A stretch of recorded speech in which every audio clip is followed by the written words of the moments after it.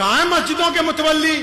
صرف چودراہٹ دینے کے لیے تمہیں پردھان بنا رکھا ہے. جس مسجد کے امام کو اور صدر کو یہ نہیں پتا نا کہ اس کے علاقے میں ایسا کون سا گھر ہے جس میں چولہا نہیں جلتا, ایسا کون سا گھر ہے جس کی چھت گرنے والی ہے, ایسا کون سا گھر ہے جس کی جوان بیٹی بیٹھی ہوئی ہے. اب چاہے وہ مسلمان ہے یا غیر مسلم ہے, اگر اس کو اپنے پڑوسیوں کی خبر نہیں ہے تو اس کو اس مسند پر بیٹھنے کا کوئی اختیار نہیں, کیونکہ رسول اللہ کی مسجد ہے اور یہ رسول اللہ کے مطابق ہی چلے گی, آپ کے مطابق نہیں چلنے والا. اب میری اس بات سے کچھ مولوی نہ ناراض ہو جانا. آپ نے سنا ہوگا رمضان میں بہت سے لوگ چندہ کرنے آتے ہیں. ہاں جی آتے ہیں نا, تو وہ اچھے لوگ ہیں, ان کو انکار نہیں کرنا چاہیے. لیکن رسول اللہ صلی اللہ علیہ وسلم نے کیا سنت اپنائی؟ انہوں نے ابو بکر صدیق رضی اللہ عنہ کو کہا کہ زکوٰۃ اکٹھی کر کے لاؤ. کہاں اکٹھی کر کے لانی ہے؟ مسجد میں. کہاں؟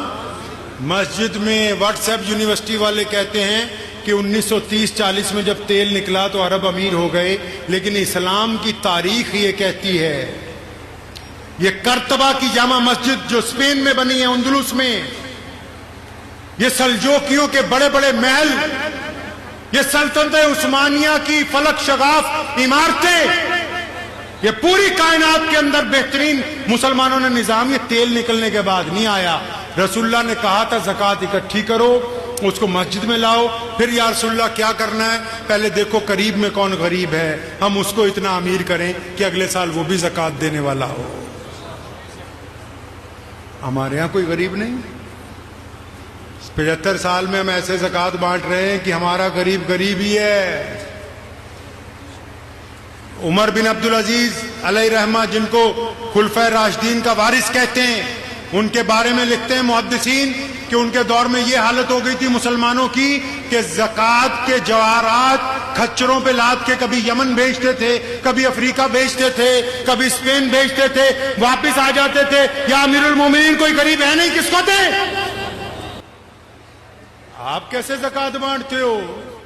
کہاں ہے مسجدوں کے متولی؟ صرف چودراہٹ دینے کے لیے تمہیں پردھان بنا رکھا ہے. جس مسجد کے امام کو اور صدر کو یہ نہیں پتا نا کہ اس کے علاقے میں ایسا کون سا گھر ہے جس میں چولہا نہیں جلتا, ایسا کون سا گھر ہے جس کی چھت گرنے والی ہے, ایسا کون سا گھر ہے جس کی جوان بیٹی بیٹھی ہوئی ہے. اب چاہے وہ مسلمان ہے یا غیر مسلم ہے, اگر اس کو اپنے پڑوسیوں کی خبر نہیں ہے تو اس کو اس مسند پر بیٹھنے کا کوئی اختیار نہیں, کیونکہ رسول اللہ کی مسجد ہے اور یہ رسول اللہ کے مطابق ہی چلے گی, آپ کے مطابق نہیں چلنے والا.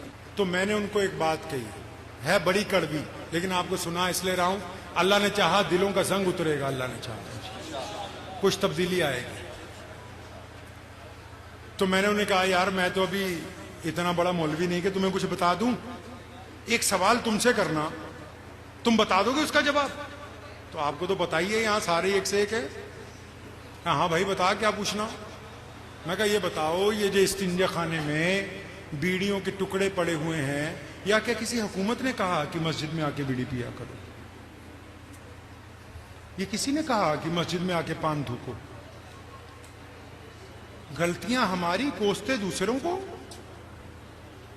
کسی اور نے کہا کہ مسجد میں صفائی نہ کرو؟ کس نے یہ حالت کی؟ ہم خود ہیں نا. تو جو لوگ کہتے نا آپ میں یار میں تو جو کہتا ہوں, ہمارے ایم ایل سی صاحب کے پاس تو ایسے 2-4 روز آ جاتے ہیں, اجی بھائی جان میں تو منہ پہ ہی کہہ دوں, تمہیں پتہ ہی ہے جی. جو بندہ یہ بات کہتا ہے اس سے بڑا بے ایمان کوئی نہیں. وَيْلٌ لِّكُلِّ ہُمَزَةٍ لُمَزَةٍ, اللہ فرماتے ویل اور تباہی ہے ان کے لیے جو دوسروں کے عیب تلاش کرتے ہیں پھر ان کو آگے سپلائی کرتا ہے.